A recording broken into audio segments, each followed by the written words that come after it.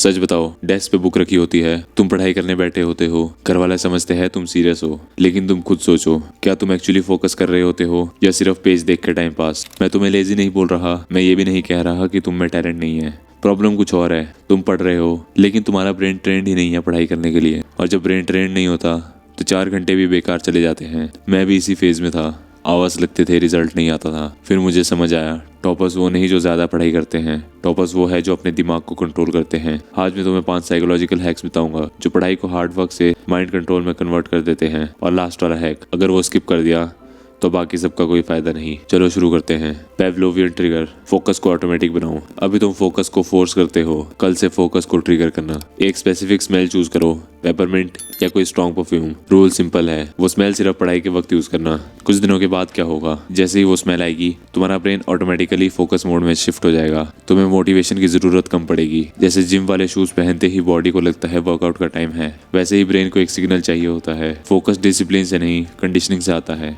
Dopamine reset, पढ़ाई को punishment मत बनाओ। तुम 3 घंटे रील्स देख सकते हो पर 30 मिनट बुक्स नहीं। क्यों?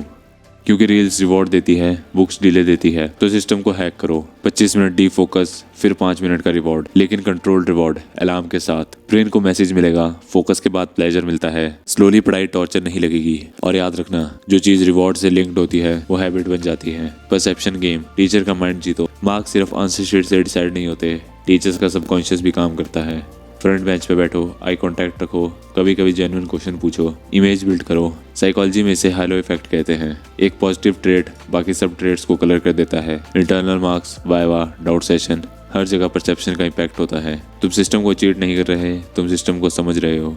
फेक डेडलाइन प्रेशर, पैनिक को कंट्रोल करो। सच बोलो, तुम सबसे ज्यादा प्रोडक्टिव कब होते हो? एग्जाम के 2 दिन पहले। क्यों? क्योंकि उस वक्त तुम्हारे अंदर एक डर होता है। तो डर का वेट क्यों? अगर एग्जाम 10 दिन बाद है, अपनी डेडलाइन 6 दिन सेट करो। चैप्टर्स को तोड़ दो, मिनी डेडलाइंस बनाओ। ब्रेन को लगेगा टाइम कम है, और जब रियल एग्जाम आएगा तो पैनिक नहीं होगा।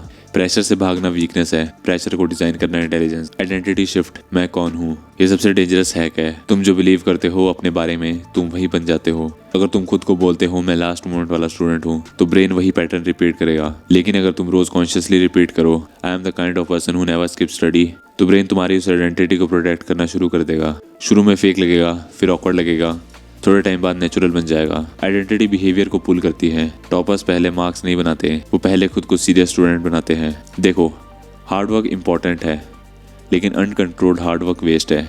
4 घंटे टेबल पे बैठना अचीवमेंट नहीं है, 4 घंटे एक्चुअल फोकस अचीवमेंट है। ब्रेन को ट्रेन करो, रिवॉर्ड सिस्टम को कंट्रोल करो, परसेप्शन समझो, प्रेशर डिजाइन करो, आइडेंटिटी रीराइट करो। फिर ग्रेड्स लक नहीं रहेंगे, पैटर्न बन जाएंगे। अब चॉइस सिंपल है, या तो तुम डिस्ट्रैक्शन के अकॉर्डिंग जियोगे या अपने ब्रेन के रूल्स लिखोगे।